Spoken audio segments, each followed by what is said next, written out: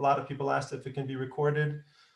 So originally, this was going to be from just the Awake discussion group. And just so you know, we opened it up. We have a lot of Rappeh party activists on the call, people from the parent and children protest who are protesting, doing a family protest. There's a Freedom Israel group that's here, and also another research group. So there's a number of groups, all with very much the same ideas and similar questions.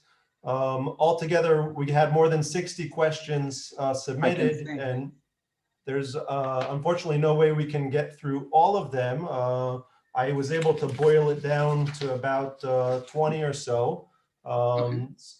So the topics that were brought up had to do with the Green Passport, vaccines, Israeli law, testing, masks, activism. So if it's okay with you, I'll turn it over to you for an introduction and to go over what's going on, what you've been doing, and then when we get into the questions, I'll go through them with you, just so everybody knows. It's not an open session, so the questions were submitted ahead of time. If somebody has very specific questions that don't apply to the whole group, that don't get touched on, Tamir is very happy for you to, through Shirley, his secretary, to send those questions in, and we'll provide that information. So with that, I'll turn it over to you, Tamir, to get things started. And thank you again so much for your time and for everything that you're doing for all of us. Okay, thank you very much, Ezra.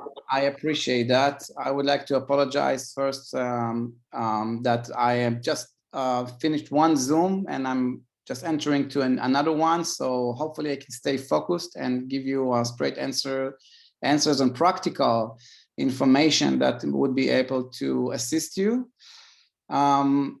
To anyone who doesn't know me, my name is Tamir Turgal. I'm a lawyer, an Israeli lawyer. I'm traveling around the world in the past more than a year now, trying to help the efforts on a global scale to fight the changes that we are going through all over the world.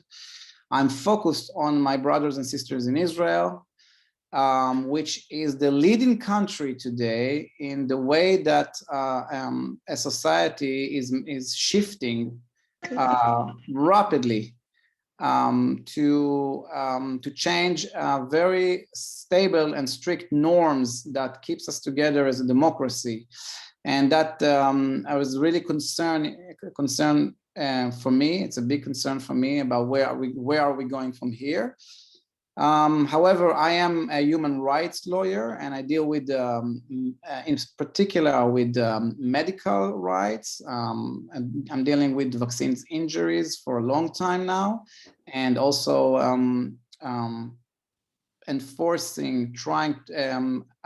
institutes that are trying to enforce medical treatments normally on kids. So the aggression is toward the parents. And me and my partners in Israel that are dealing with me on that areas are fighting for quite some time against that. So I know one thing or more about the World Health Organization, as this organization is very much focused on vaccination for many years now. And I could detect on an early stage that what is going on here with the whole so-called corona pandemic is much more about vaccine pushing and trying to push new norms about privacy and medical rights, much more than the health of our humankind, our mankind, and to try to save the humanity and the world from this vicious virus. So that's, I think, would be enough for an introduction, and we can go on for a Q&A. Ezra, if you want to ask the questions, or I can go on the list from what they sent me. Yeah, I think I'll ask. So I ordered them based on what seemed like was the most number that we got per topic. But I wanted to start first with the question about volunteering. I thought it was really nice. I know from previous calls you said you're looking for volunteers. So somebody asked if you can provide contact information about volunteers that can help you, specifically also if there's groups in Jerusalem. They mentioned something called OSHRA. I'm not sure what that meant.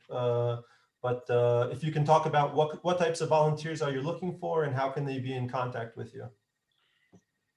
Okay, great. Well, the thing is that I think it's, we're already more than a year with this Corona thing, and the changes are massive. And the reason I'm stating that, I think it's time for anyone now to take a stand and to do something, anything you can do. I think it's the time that we all have to change our way from to being passive to what's going on and just wait to see if the wave is going to go, you're going to pass us, and then we're going to go back to our previous life.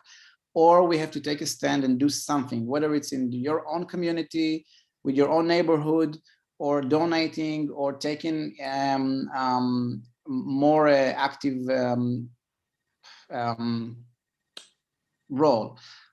One way or another, I encourage people to get in touch and to set up communication groups between one to another in every place you can. So I don't know, there are 12 pages here in the Zoom. I don't know if everybody are from Israel. I just raise your hand if you're from Israel. I guess the majority here, right? Yeah, the majority. Yes, okay, I can see that. So, right, okay. So, so we need to do something.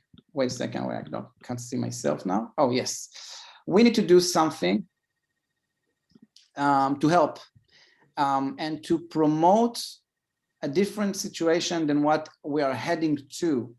So I'm not building any specific organization. I think we're more like partisans, and I think that's the way it should be.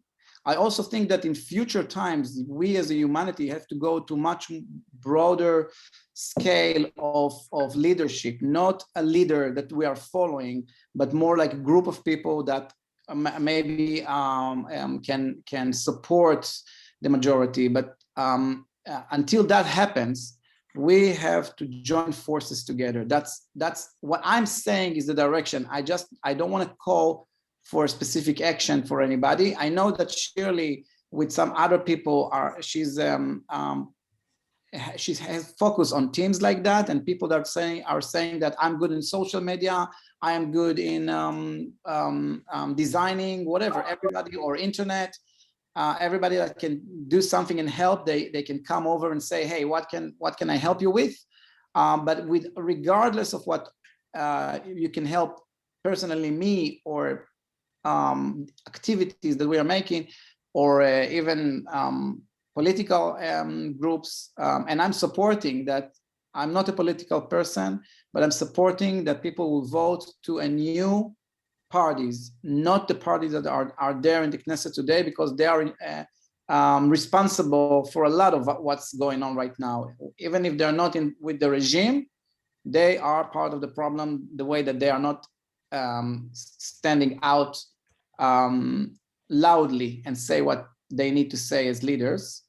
The only thing that I would like to encourage is more lawyers to come over to work with me on a volunteer basis, even though might be some cases that it's not going to be based on volunteering, but I want people to join me. I have a group now that is with 5 lawyers. We have about 4 more coming in right now, and I need at least 20, if not more, because I want that everybody that has a problem in Israel, whether they have a means or not, they will be able to get legal support.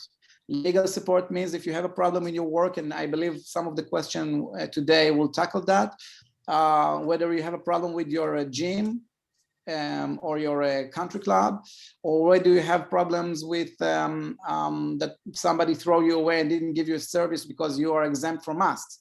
Whatever you have a problem and you have your rights being diminished, I want to have lawyers to support you. And that's my group that I'm managing and running.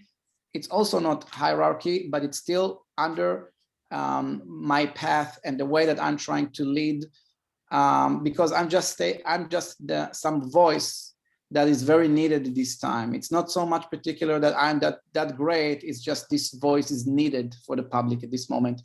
So maybe I just explained it too long because I don't want to make an organization.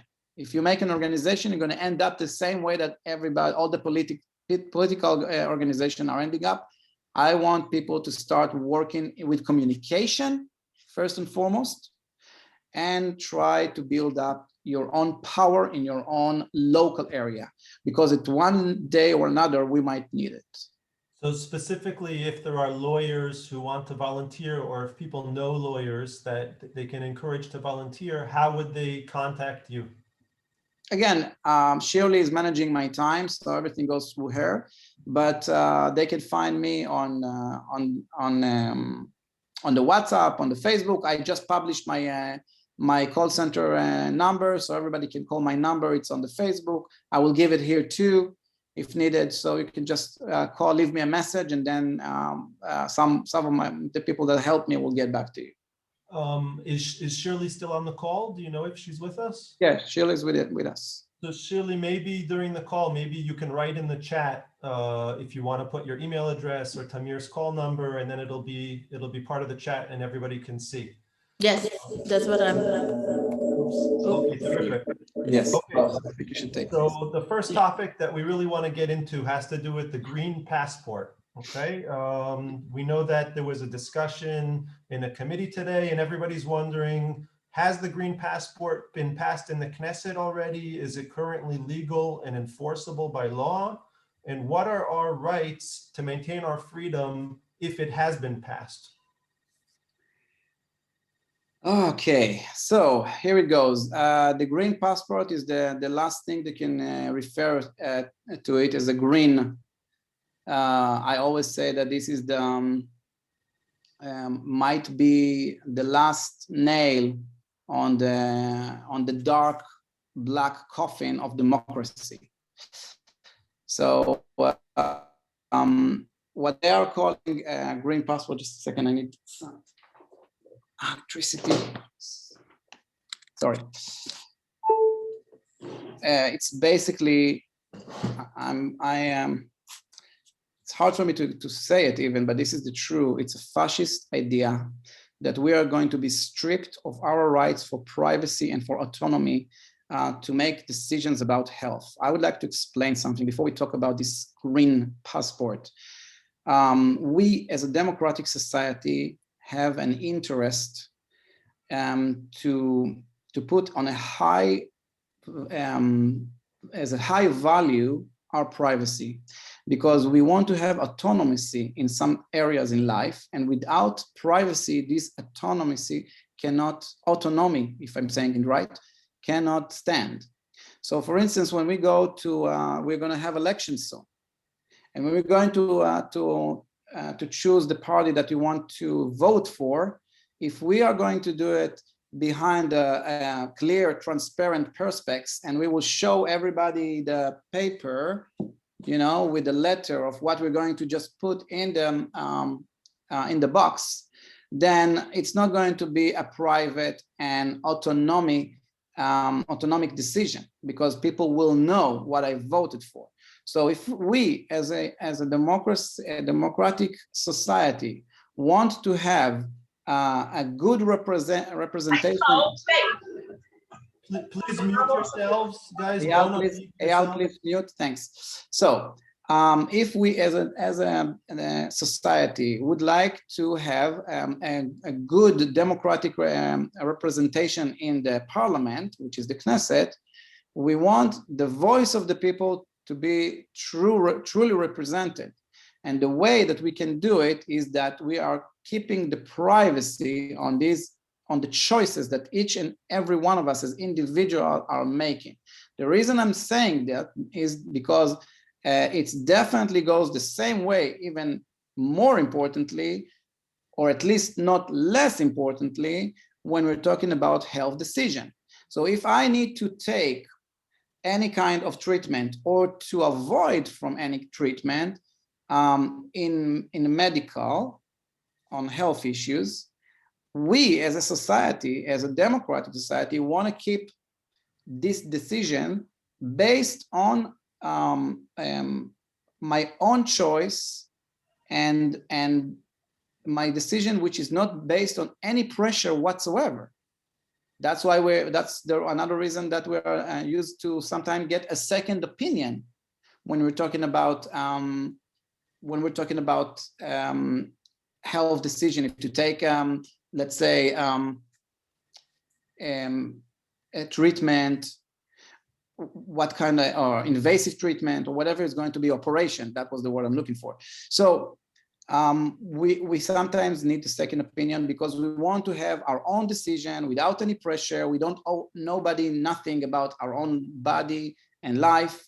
And that's the way we want to keep it. If we are going to strip from ourselves as a society the right for that freedom of choice, because without privacy, there is not going to be freedom of choice. If I'm going to be, and that's exactly what is happening by day now, suspended from work or banned from getting into some place, then my decision to take this treatment, because it's conditioned by me showing that I was vaccinated, for instance, for corona, then my decision to take this treatment is not based on my health situation and my desire about health issues, but it's from external reasons. And that's for me the way to fascism, because it starts with this specific vaccine right now, but it will never end in that. And if we accept that, we are changing the way that democracy is working. I want to tell you also that there was a debate from one of the colleges, like universities in Israel. Let me see if I can pull it out quickly. I just want to tell you the name of the debate. Oh yeah, here it is. So with a free translation, it's the right not to vaccinate versus the oath not to jeopardize. So now the new doctrine that people are trying to push on us, I'm sorry to say that, but I'm not going to call it the government, I'm calling it the regime, is trying to push on us, is that we are endangering or jeopardizing others by just being ourselves. I mean, if you see somebody running with a knife in his hand, okay, and calling in the name of God in one language or another, then you can consider that person to be a threat, because there are some indications that this person can hurt other people. The same way goes if somebody is going and coughing all day long on other people, and you see that this person is sick and is using a sickness as a weapon to hurt others. But if we see somebody as each and every one of us, just happy person, feeling good, because if we don't feel good, we stay at home, and going out, living our life, there is no way that we will start looking at every person as a potentially threat to another. And people that hold this position because they are being bombarded by propaganda, forgetting that by adopting this doctrine, they just forget that they can be also seen as a threat to others, because they are afraid to democracy. They are afraid to the basics concepts that keeps us as a society together. Like they say about the Torah, what Hillel Azaken said, everything that you hate, don't do to others. So you asked me about the green passport. First of all, I explained what is behind that idea that they call a green passport. And this green passport, in my point of view, cannot and should not, and hopefully will not stand the screening or critical debate by court. Even though the court is very weak today, but we could see, I didn't know that they had also a meeting today with the committee, but they had already 3 meetings about it in the Knesset, and they didn't give even one paper. The only time that there is now a new suggestion for a law, it's only on suggestions about delivering information about who is vaccinated or not in between municipal authorities, but about the green passport, not yet any document, because they know that the minute they're going to put the document like a law, a new law requirement, then we can attack it in court. And what I'm seeing that is happening is a very, very vicious trend. And the reason I say vicious is because the propaganda channels, which is the mainstream media, and the regime are pushing all the time the messages that it's going to happen. Now people are saying, okay, it's going to happen, so let's live our life like it is already happening. And that's what really makes it vicious, because that's why we see the green passport de facto on the field at the moment, because that's why there is a flood of people that are coming to ask me and my helpers all the time, almost, I think about more than 100 calls a day, which is insane, just in the past few days, saying somebody is already threatening them, sometimes already got fired or have to work from home, and many other things. That it's just everyone today, everyone that is have some kind of power in his hand in Israel, using it like it's the wild, wild west. I mean, we are a democracy. On a democracy, there is one law to everyone. If the law said that you cannot discriminate anybody, that's the law. And if you think that you have to help the people of your country and you save them from this such a horrific virus, it doesn't still give you the right to put yourself above the law. And that's what people are doing. They're just putting themselves above the law, and they're making new laws. And there's many of them just don't say, I don't care about laws right now. Like democracy is kind of an instrument that you have an on and off switch, that we can switch it off for now for a few months. It's tackled with the corona. Andy, mute. Everybody stay on mute, please. Andy, please mute. Guys, stay on mute. Thank you, Andy.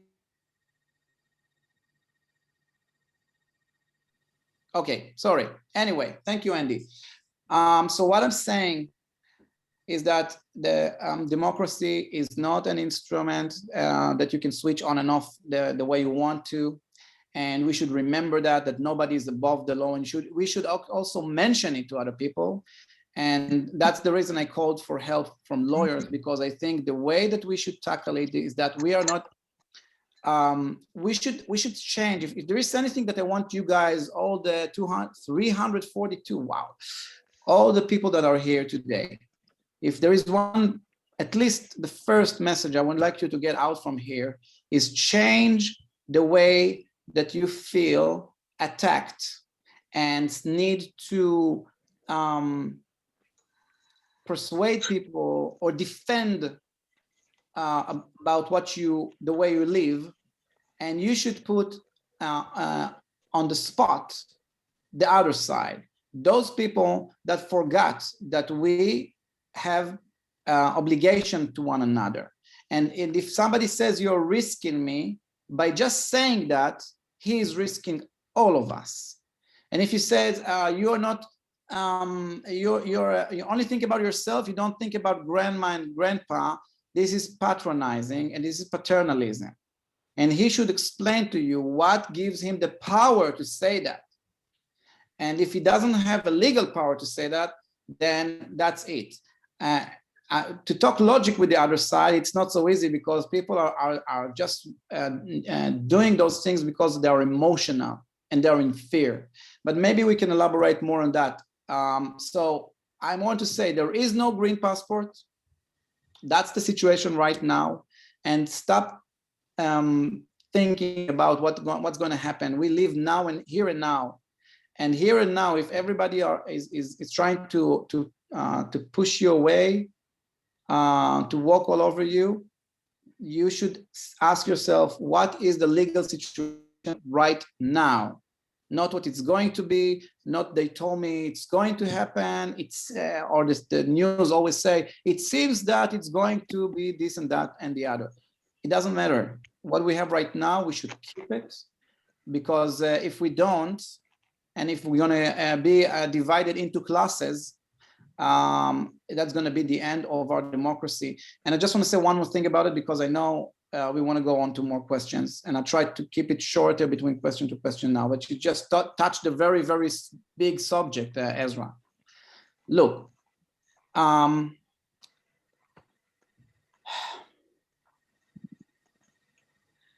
the problem that I've seen yesterday, there was, again, I would like to ask you to raise your hand if you've seen this video about what happened in Mashbir LaTzarchan, in this, yeah, I don't see most people here, but so I will tell you the story. Yes, so I'll tell you the story. There is a department store, it's a famous department store in Israel, Mashbir LaTzarchan. They made a decision that they would push this green passport or green pass, whatever they call it, Tav Yarok. They're gonna just make their own rules, because they are like the Vatican in Rome, you know, they're in country within the country. They have their own rules. Who cares about the democracy and the rules that applies to everybody equally? And then they said, if you cannot show us that you were vaccinated twice, by the way, then you're not coming in. And there was a guy that he was a former police officer, and he just came there. It was in Ashkelon. It was 2 days ago.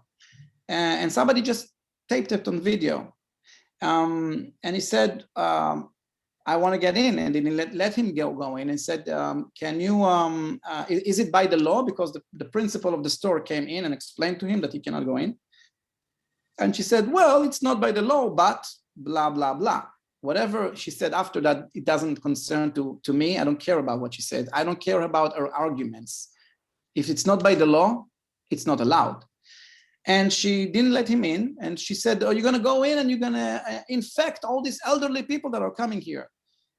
It's very hard for me to be a Jewish person that my brothers and sisters would talk about each other like that.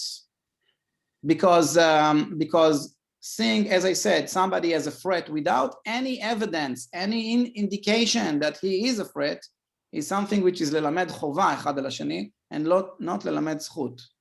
Okay, and I don't accept that. And you're saying it's like guilty until proven innocent. Exactly.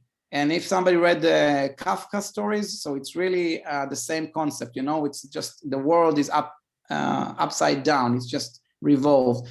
However, because he is a former police officer, he called the police. And he was waiting until the policeman will come over. And the policeman came and something happened, and I will tell you what happened. But before that, I want to say that the thing that was very concerning for me. Meanwhile, what he was waiting there with his girlfriend or some woman with him, and the one that was taking the video as well, which was filming the whole thing, was also waiting outside. He didn't have this certificate as well. There were people coming in all the time, show their phone, because there is probably a QR barcode or something, and you show it to the guy, to the security guard, and they went in. They didn't care that people are standing outside and they are exempt from getting in. And I take that as a big offense as a society. I think this is something really bad that people, Jewish people, after what happened to us 80 years, 90 years ago, I don't have to remind anybody here, that we are allowing this kind of classes society to go on again. I think these people should be ashamed. People, if I were there, and even if I am vaccinated, I don't care, I would say, no way, I'm gonna go into this place where you're not letting my fellow citizen, is the same as me, to go in because you have your own new rules. I would also not agree to show my vaccination passport or certificate or whatever it is, because I think it's a private matter. And if I show it to people right now, next thing you know, there's going to be a third vaccination or a fourth or another treatment that they want to push on me. And I will not want it, but I cannot go and change it now because I accepted this new norm.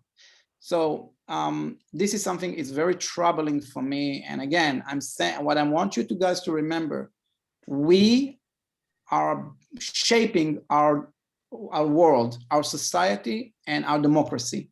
And if we stay quiet and we're going to be defensive, as most of us did so far, naturally, by the way, that's one thing. But if we step down and say, hey, we put our foot down and say, hey, this is over a year now.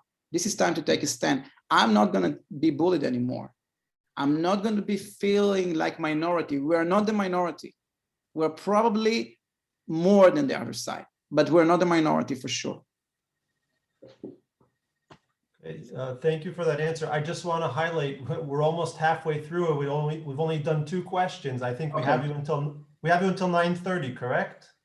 Yes. Yes. All right. Let's keep it faster now. So we'll do it faster. And just on that last question, so we understand there's no passport now. We're not acting like there is one. But people want to know if, God forbid, it does pass in the Knesset and lawyers like you take it to the courts, while it's being deliberated in the courts, does it have legal force, or is it all kind of paused and we still don't need to follow it?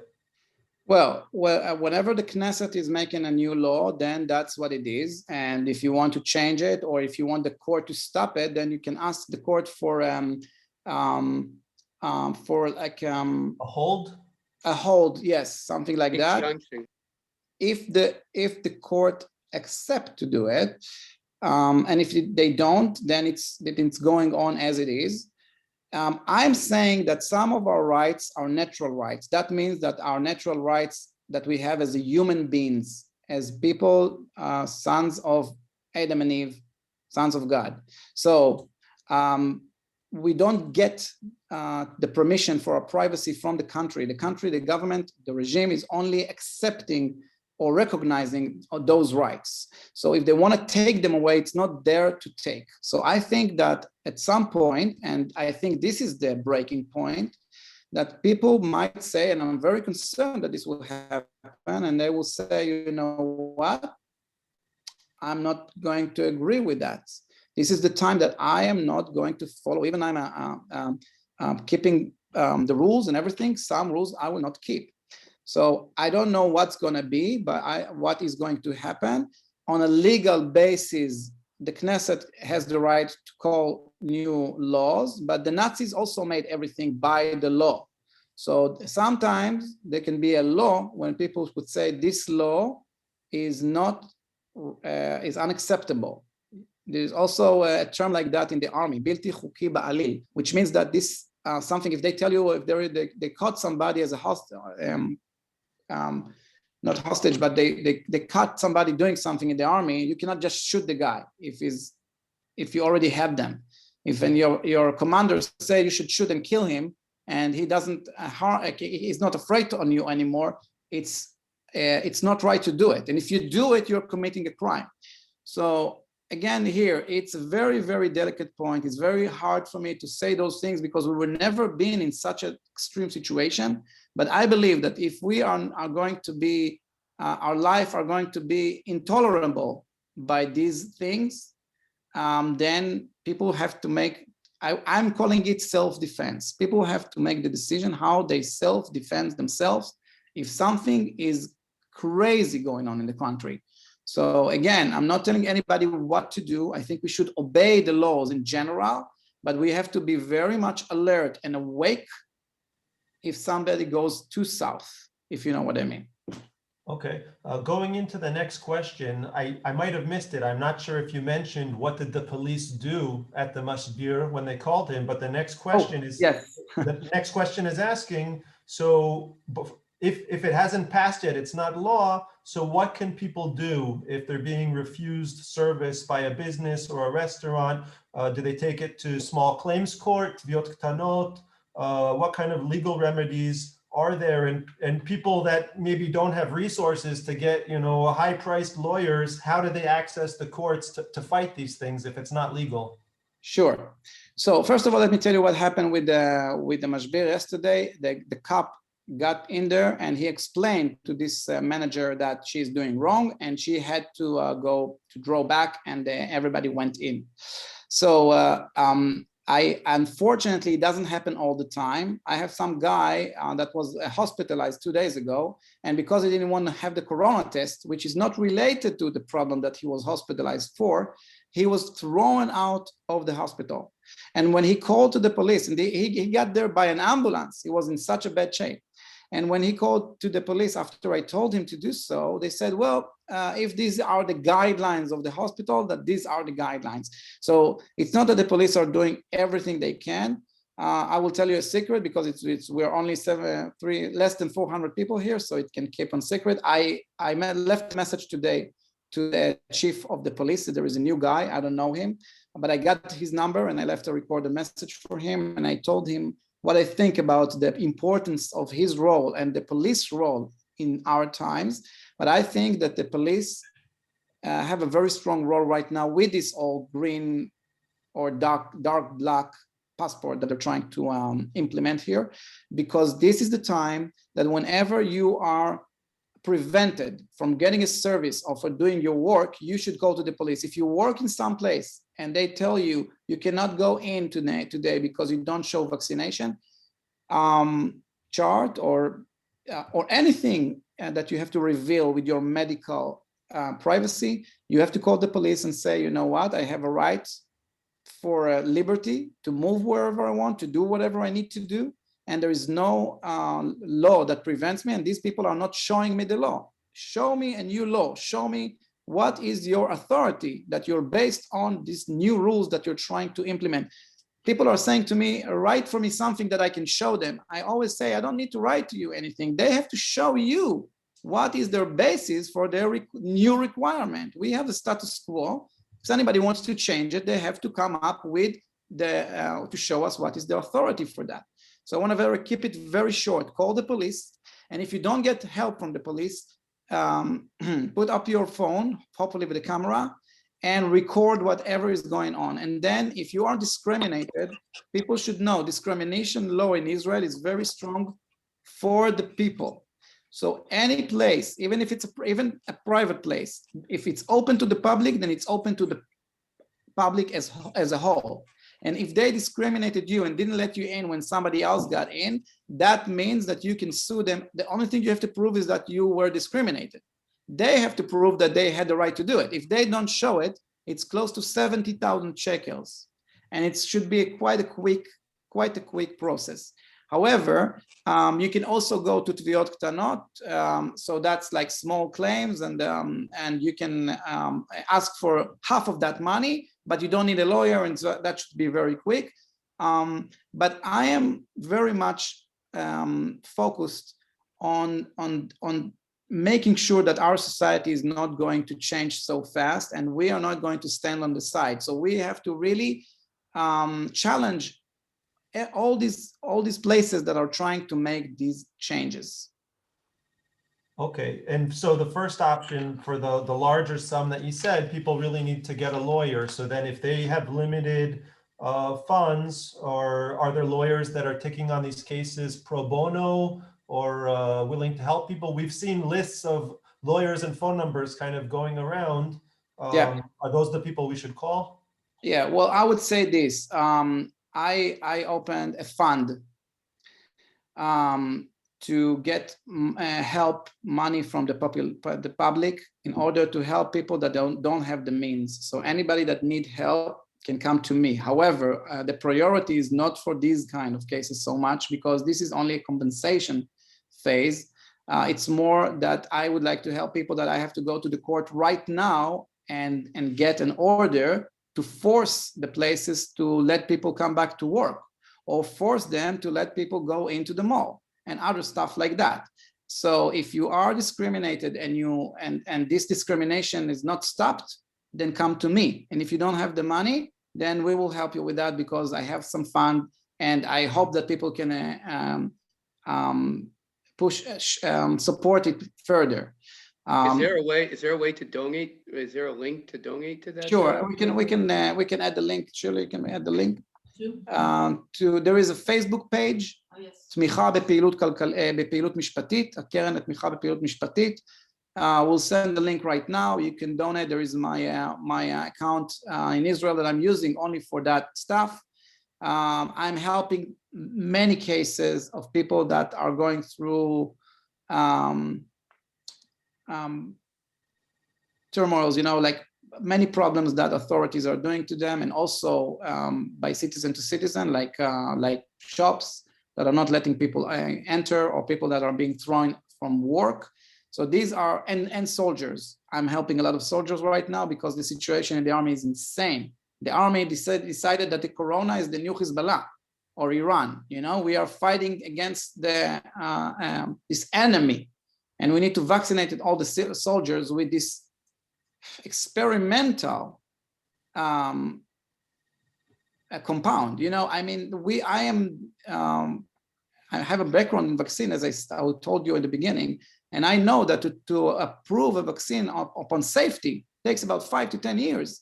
And we are now pushing this new technology, so-called vaccine, on people with all ages in half a year, and very small quantity of people that had been tested. And I'm getting more and more side effect information about serious adverse reactions.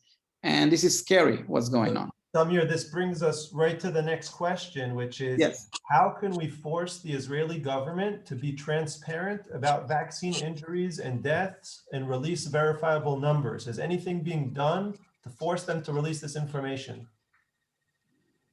Well, the information that they're collecting at the moment is based on I'm trying to free translating it. It's kind of it's based on personal or private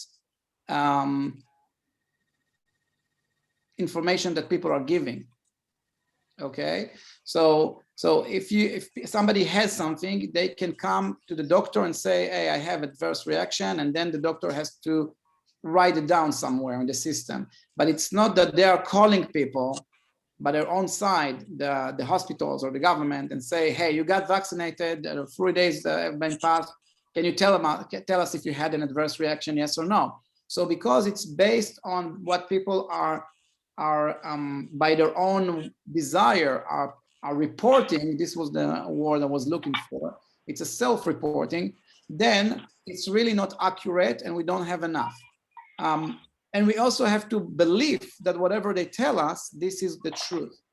I know that there are few people privately. There is also Vaccines Educated Choice. This is a Facebook group. Miriam, please, if you can just mute Miriam Reichman, thank you.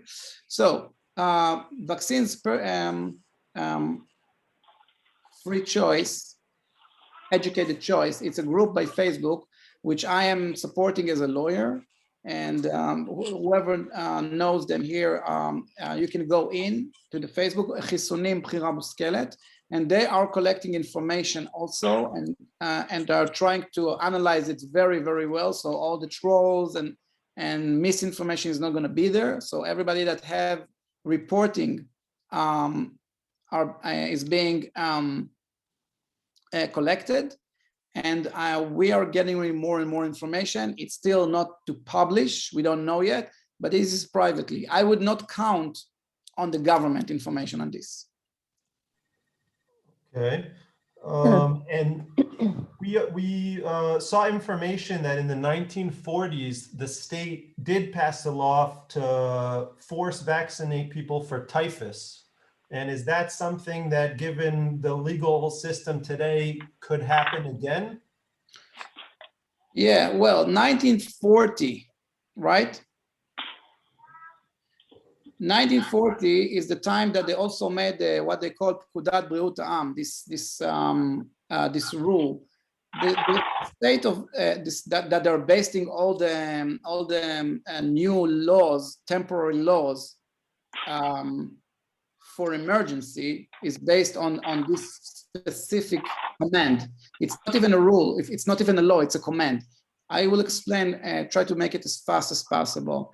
Israel was established on 1948. Everything before 48 was when the British were here, and there were an army regime. So there was the mandate that they have, a mandatory regime, and they made command because there was a population here that were opposing this regime and trying to push them away, and they had to make commands on the people. And when we established the state of Israel in 1948, we throw away all those commands and we change them to laws, as we need in a Jewish and democratic state. However, we did keep the law, the command for emergency health situation, which they're using right now. For me, they should have also canceled that thing, because this emergency state rules, they also have rules by the government law, Chok Yesod HaMemshala. It's a very principle, basic law about the rights of the governments also to make an emergency rules. But these emergency rules about health is from 1940. And that was before World War II and all the atrocities that were happening there. Now we have to ask ourselves, do we want to go back before the Holocaust, when there was a regime, when the people, the individual didn't have so much right, there was not informed consent, there was not autonomy and privacy? Or do we want to keep all the rules that we built after the atrocities that came because of that doctrine? So we don't want that doctrine to be coming back again to our life. And there are pharmaceutical organizations that this is not serving them right. And that's why we're facing everything, because they are, unfortunately, have a lot of impact on our regime.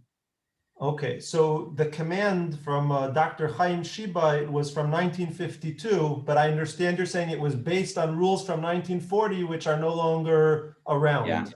Yeah, and Chaim Shiba is also was very prized doctor, but as far as I learned about him, he made some very big mistakes about the way that he treated the population and people that came to Israel from Arab countries, and he was dealing with eugenics in a way.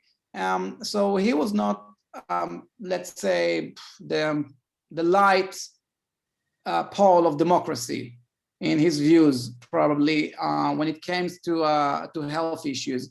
Again, 52, 40, of course, 52 is after the country was established, was a very, very young country, and people came from all over the world, and they might had some fears.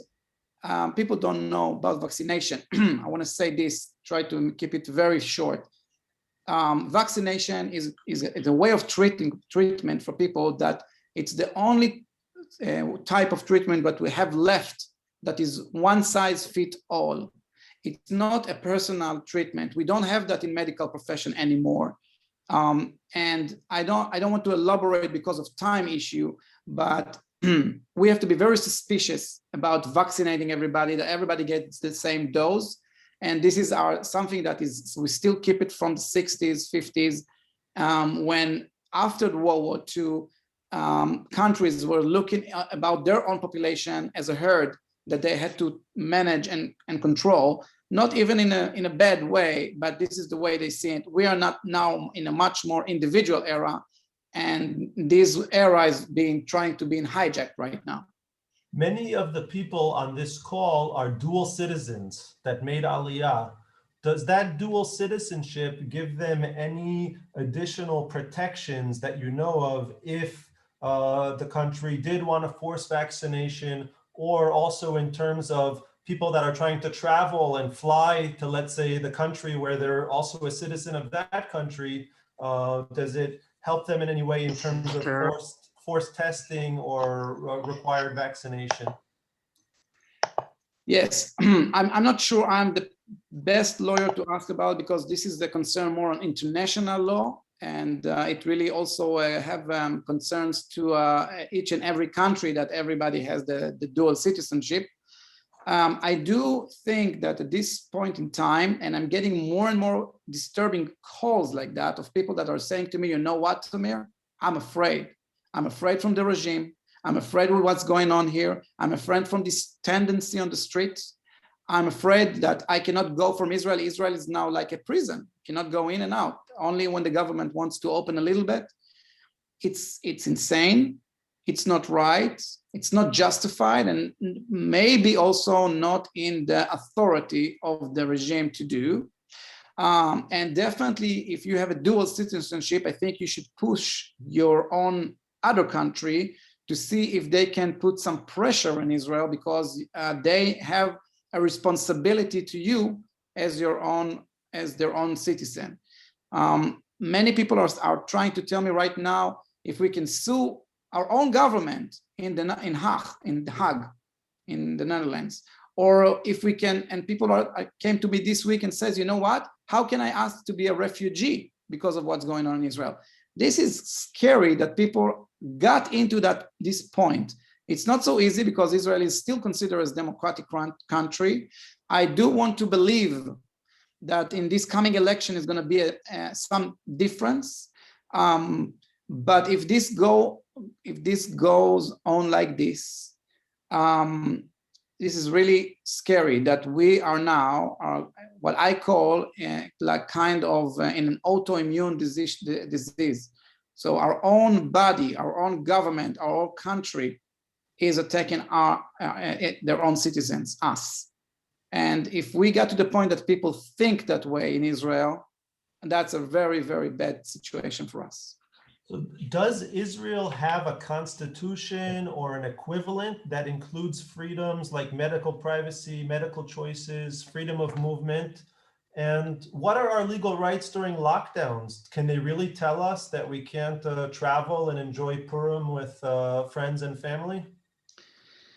Okay, so these are two questions. First of all, about our rights, I want to tell people that our legal system, with all their problems, it's a good system. At least with the achievement that we made during the years along in the past decades. So we had, for instance, the Supreme Court that was running by Aaron Barak, and it was very active. It was a very activist court. And in a way, I have a lot of criticism about their overly activistic approach. However, I miss such kind of court, of Supreme Court in our times, because if we had a strong Supreme Court in Israel right now, we wouldn't see many of the things that we are facing right now. We have a very, very soft and weak and even afraid Supreme Court in Israel. So, and there should be the court system, particularly the Supreme Court. It's a post, it's a pillar of democracy.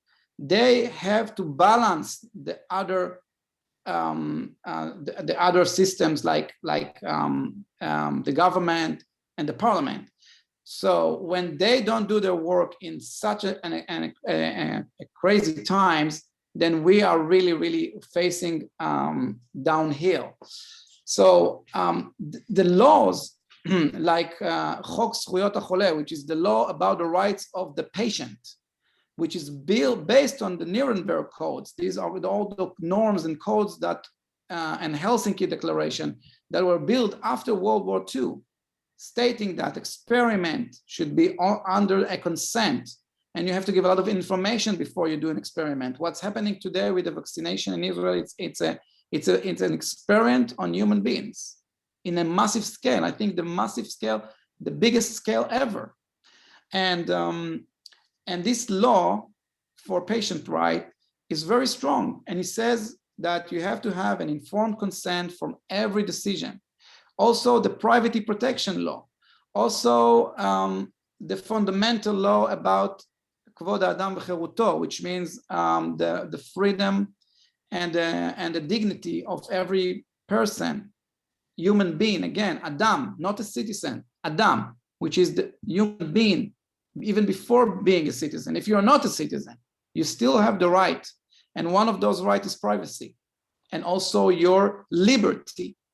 So you can diminish those rights even by these laws, at least the fundamental law I just mentioned, but under a very, very tight conditions. Now, in order to make these decisions of lockdown, the government, or as I said, the regime has to be to justify it. And we are not even getting close to that. 2020 is done. The number of mortality is counted. We can compare it to other years.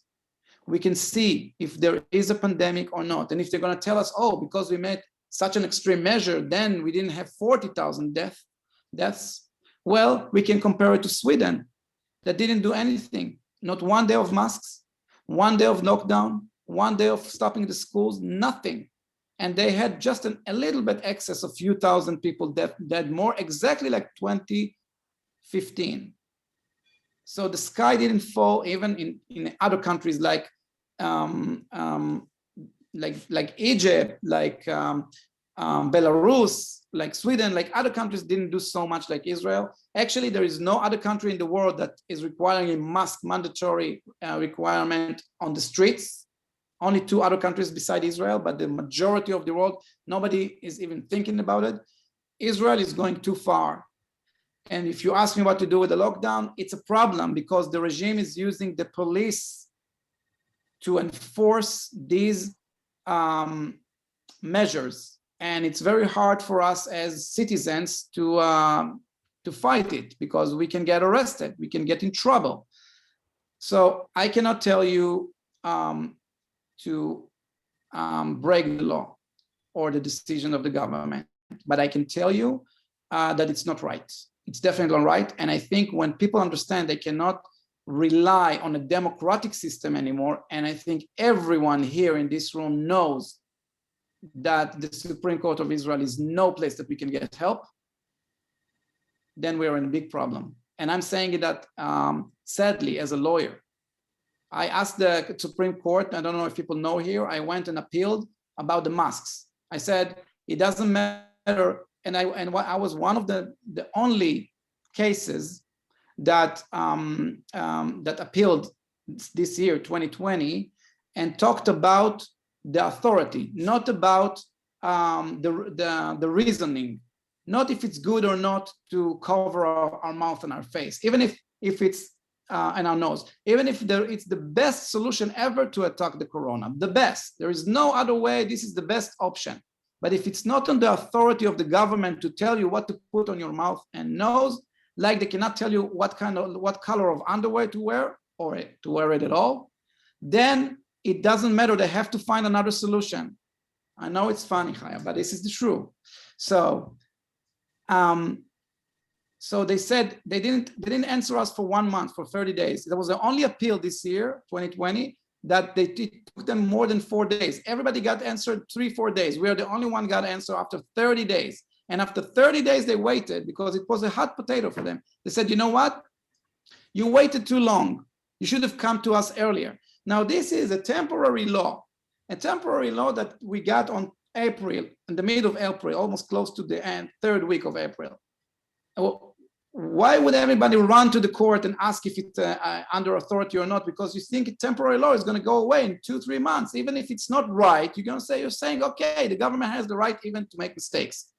And then it takes time also to build it up. And this is a violation that it's not only going on until today, it's actually starting again and again every day. So why did they say you waited too long?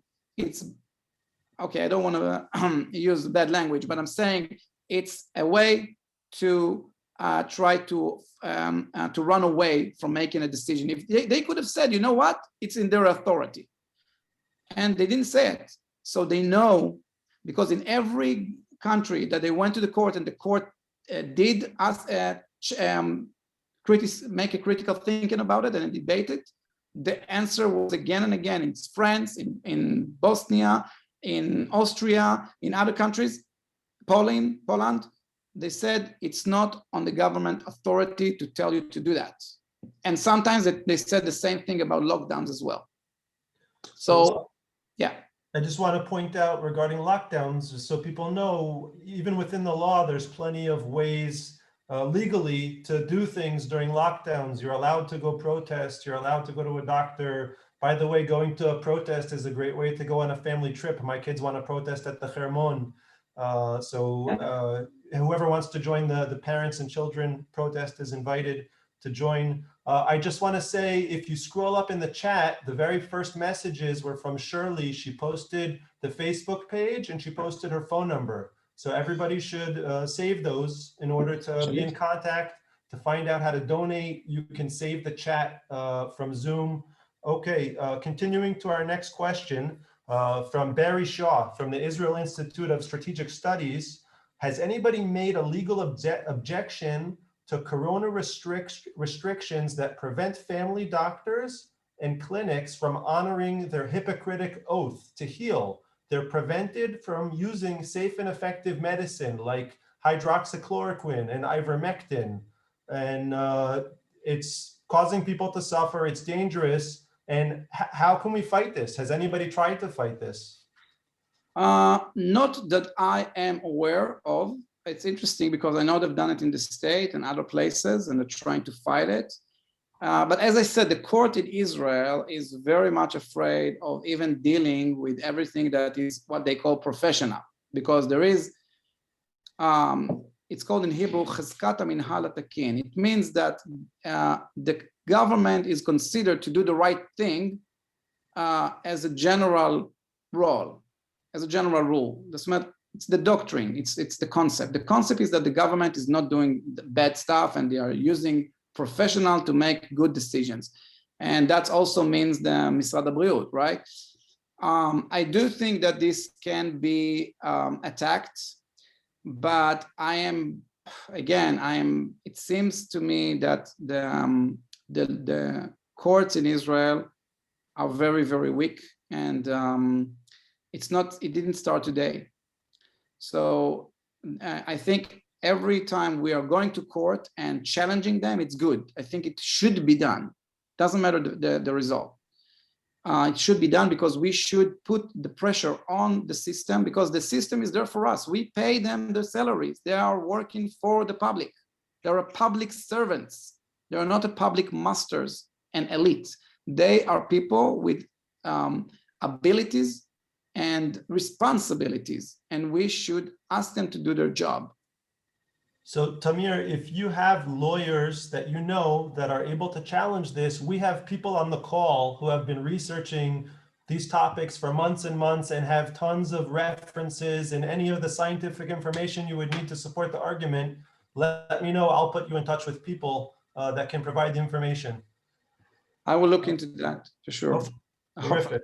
Regarding PCR testing, many of us have seen experts explain that the PCR test is basically junk science, the way it's being used to test for corona, the way the cycle count is used in different countries, and it's just generating so many false positives. It seems like this is the PCR test pandemic. And if we could only get rid of or fix that test, then maybe that would lower all the numbers and also the fear and help solve the situation that we're in. So the World Health Organization on January 20th changed their recommendations and basically said, we made a mistake for the last 10 months. And now you should pay attention to the cycle count and to clinical symptoms, and the doctor should make the diagnosis. It shouldn't just be based on the test. And as far as we know, that has not been implemented in Israel, and it's already been a month since the World Health Organization changed the recommendation. Courts in countries like Portugal have already declared the test invalid. So this is another question of how can we attack this in the courts? How can we make Israel update the way that they're using the tests, and to end this whole idea of a pandemic and a plague, to show the truth of what the real numbers are?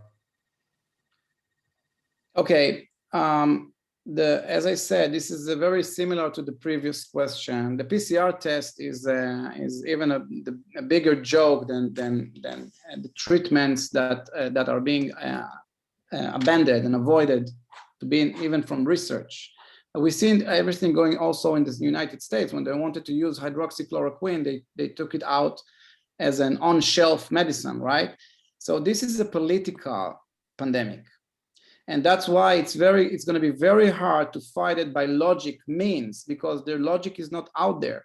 The PCR test, again, I've been to Germany lately, few times already. And one of the times I've been there, I was invited to speak in a committee, an independent committee that are researching the whole corona thing. And one of the main things that this committee came up with is that the PCR test, okay, the test itself is invented on the 80s, but to connect this test to the COVID-19 as a mean to detect if somebody is ill or not, which we know that people are just being detected that they have traces of something, and it's very much with false positive.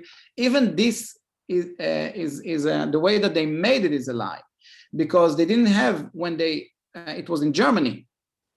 And this is what they're feeling very bad in Germany about, because they're saying here now, again, the atrocities starting from Germany. There is a professor called Dorsten or something like that, one of their government. And he was the one to make the sequence of the RNA from different viruses. He didn't have all the information from Wuhan at that time to say that this is going to be the way that the machine is going to detect the COVID virus. So he was using other virus to make this protocol. So the PCR test, even if it was accurate, it only tell you if you have traces of something. It doesn't tell you if you are sick or if you can spread the disease to somebody else. It's also funny that we are inventing new terms today. The asymptomatics, or I don't know, me'umatim, how do you translate it? Or nidbakim, people that feels great, but they tell you, you know what, you have something. I mean, you don't need a machine to tell you that you're sick. If you feel sick, you're sick. If you're not, you're not. And that's bring me back to what we talked about, the green passport. They're trying to say, if you're not vaccinated, you're a threat. If you feel okay, you're not a threat to anybody. So that's the way it was, and that's the way it should be. Now, again, going and attack that in court of law, it makes sense. It's logical. But when we are facing right now in Israel this whole propaganda, I'm telling you, the courts are very, very hard to be relied on. And I'm not saying we should not do it. I can say only speak for myself as a lawyer that gets so many calls all day long with so many problems in whatever going in society. I don't have the time, even the privilege to say, you know what, let's try to tackle those professional things. I really hope other lawyers would come to my team or another teams and take it. But I'm not counting on the courts so much. Okay, so again, if you have the lawyers, we have the information, so we can work together. Okay. The next question is, can I enter a store without a mask and without proof of an exemption? Is there anything I can show the owner that it's illegal to force me to wear it? And how can I fight a ticket for not wearing a mask outside? Okay, all right, I love this question. So here goes. First of all, as I said, I went to Miriam, I don't know who is not on mute. Okay, whatever. As I said, oh, Ezra, I think it's your place. Oh, maybe somebody else. Okay, so I went to the Supreme Court of Israel with one simple question. Is it by the authority of the country to even tell you to wear this mask? The Supreme Court of Israel did not give an answer. They ran away from discussing this issue, saying that you waited too long, which is really embarrassing for a court of Israel to just say that. This is very lame. So in my point of view, every citizen right now have their own right to consider where is it or is it not the authority of the country to push those stupid cloth on our mouth and nose, which is changing not only changing literally the face of society, because I don't think it's good for our children to grow up in a society like that. And I don't think we should, as grown-ups, agree to this kind of doctrine. However, having said that, I would like to make an explanation about the way it goes if we accept that it is on their authority, okay? So here goes. The temporary law that is discussing or asking this requirement is called Chovat Bidud Bait, or Horat Shah, Chovat Bidud Bait V'Horaot Shonot. So it means like it's the requirement for being home isolated and other instructions. And the mask requirement is part of the other instructions. And then these instructions saying that everybody have to wear a mask everywhere outside of home. And then there are two groups of people that are exempt. And it's very simple. In that aspect, whoever made this temporary law was actually fair enough with the citizens of Israel. They said two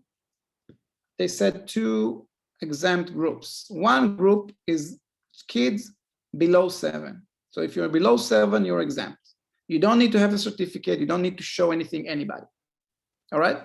And even if somebody thinks that you look more than 7 and you can show them, or the parent can show them the ID certificate that shows the real age of the kid, this document, this ID certificate is not making the exemption. The exemption is because the age, it's only showing that he is in the right age. It's only a proof that he is under 7.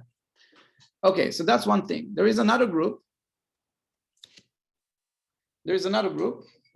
Which is everyone that have a significant difficulty to wear a mask. That's exactly how it says. And then it says from the above reasons, which would be health, mental, and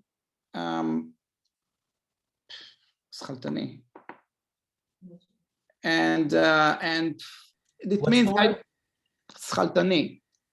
sikhli, which means like if somebody cannot really understand what's going on, all right? So if somebody cannot understand what's going on, is exempt, is in the shape that he's not so well that he actually can understand that he needs to wear a mask. But this is a very, very small portion of the society.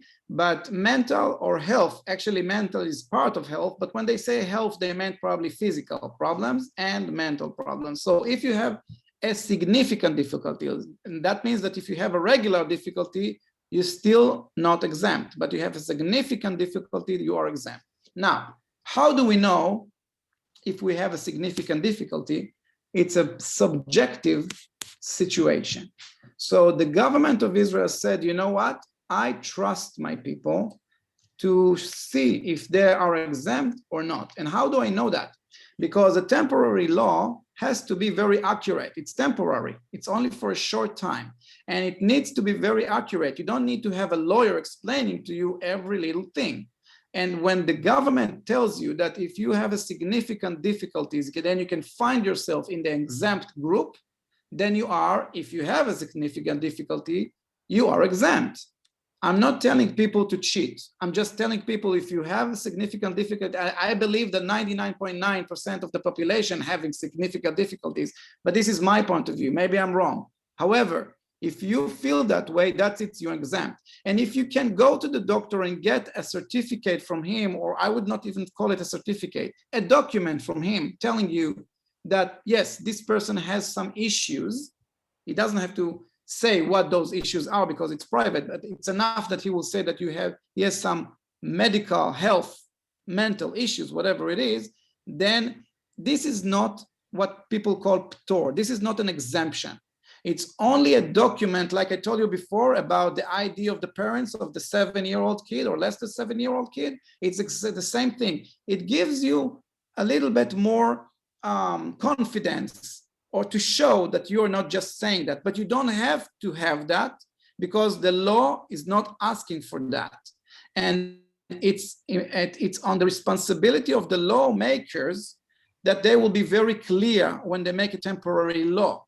Now, the reason that I can say it so confidently, first of all, because I learned it very thoroughly, but also I studied it, but also because I know from other laws that when they want a mechanism with exemptions, they are specifying exactly the mechanism. For instance, when you have to drive and you need to wear glasses, then there is a mechanism which kind of doctor will give you this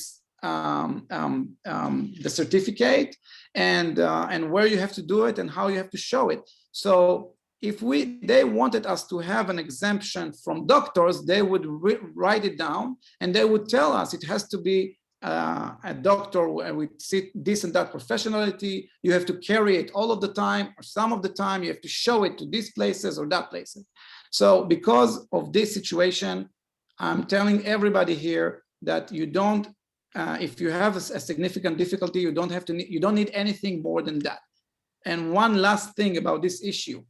On the 12th of August 2020, the government canceled the requirement that was asking private places, like places owners, to make the enforcement of masks. So if you go to the supermarket today, if you go to the mall, wherever, any store you go and they tell you, why don't you wear a mask? I can get a fine. No, they cannot get a fine. And if they get a fine, you can testify for them that you told them that you're exempt and they had to respect that because they don't have the authority anymore to even ask you. And once again, if they throw you away, and unfortunately, because of the situation in Israel and because of this mass propaganda that people are not thinking anymore straight. And I think, you know what, when you wear this mask all day, all the time, it really can hurt the way that you are thinking clearly because you're breathing your own air. And it really can hurt people. And I think people mind got sometimes, let's say, diminished in a way, and they don't think straight. So we have to tell them, and we can sue them on discrimination if they push you away, and you can call the cops. However, the cops, unfortunately, many times they also want to see a certificate because they're also wearing the mask all the time, and it's also probably have some impact on their cognition. I don't know, but they should not do it. And if you get a fine or a ticket, just go to the court and say everything I just said here. There are some papers that I published about it. It's in Hebrew, but I can publish it. I don't know, I can send it to people and somebody can translate it, but everything I just said here, and this is recorded, so we can publish this as well, right? You can just learn and study it and understand that this is the law. This is how it goes. And some police officers said to people, well, if everybody will tell me that, then everybody will not wear a mask. So what's wrong with that? Do we have to comply to your imagination about how you want things to be looked at? No. The government says everybody without significant difficulties. If 99% of the people of Israel have significant difficulties, that means the government took the option that only 1% will have to wear the mask according to that rule. But this is what it is. Okay, Shirley, if you can send me the document, if you have a copy of that decision of the government from August 12th, I think people would love to be able to show that to the store owners, and also the other documents that Tamir put out. We can get it to the groups that these people are on. I will try to find it while you're asking the next question. Okay. So regarding the masks, is it any different for children in school? Is there a way to exempt children that are above the age of 7, besides for what you just said? Or maybe you're saying even for children in school, we should use the same health or mental or cognitive difficulty. And in addition, regarding children in school, can they require children to be vaccinated or do testing, weekly testing? And is there anything different about boarding schools? Okay, let me just pull the document I want. I just sent it. Yes, I have 3 minutes. I'm just going to send it to Shirley, just a moment. Okay, here it is. And that'll be the last question. So if you want to wrap up as well. Okay. Let me go back. Yes. So the question was about the kids at schools, right? Okay, so here it goes. It's the same thing. I've seen a document from the legal advice or whatever people made it, because there was nobody signing on it from the education ministry, saying some crazy stuff about masks. They tried to, because they really want to force this thing on the kids. They said that even if you want your kid to be exempt, you have to show a certificate. As I just explained to you all, it's not based on the temporary law, so it's just an invention by them. But they went so far as saying that it's not even enough to have a family doctor. You have to have a professional doctor to give that exemption for the kids. And then they went even further and say that even if you send the kids to school and the kids are recognized as exempt from the mask, the school has the right not to send them to the breaks outside and between classes with all the other children, so they will not jeopardize the other children. That's as how far and crazy these, legal consultant internally within the Ministry of Education went with their document. However, fortunately enough, they've changed it, probably with the activity that and the opposition that we made, but they changed it, and now they're just relying on the general temporary law that I just mentioned about Chovat Bidud Bait, the necessity to quarantine, and the whole the other instructions, and the other instructions are the must, exactly as just I told you right now. So you only need to tell the schools, my kids have significant difficulties because you are the apotropos, you're the one to make decisions on your kids, and they cannot and will not wear a mask, and that's that. And nobody should tell you otherwise, and nobody has the right to tell you otherwise. Maybe we should wrap it up here because I don't want it to just stop immediately while we're talking, but maybe it wasn't enough. Maybe we should do one more. It's okay for me. I will just have to be quiet for the weekend. It's okay, and then we'll have my voice back. But I hope I gave everybody enough information, and I'm reminding you the most important thing: you have to put your head up, put your foot down, and take a stand, and don't be afraid, and don't think that we have to be on the defensive side. They have to be on the defensive side. All those people that are trying to change our society and fight for what you believe in, because this is our future and our kid futures here. And hope that everybody can get some support from everything that I'm saying today. Thank you very much, Tamir. אני יכול Appreciate it. לומר משהו קטן מהר? Sure, if it's not ending automatically, so of course, go on. Yes, so the thing is that you have not only the regime, but maybe 90% of the people who actually think that everything that is happening is completely legitimate. Not only is it legal, but it's legitimate. What is going to happen next? I mean, they're going to make all these illegitimate rules actually legal, and then what next? Oh, this is true. Okay, first of all, I see that we're not being cut off and thrown away, so if it's... You're on mute. Okay, I'm going to repeat that. I'm saying, obviously, it seems that we're not being thrown out from this Zoom. So because I'm new with that thing, if it's not going to end automatically, then for me, we can go on. It's fine.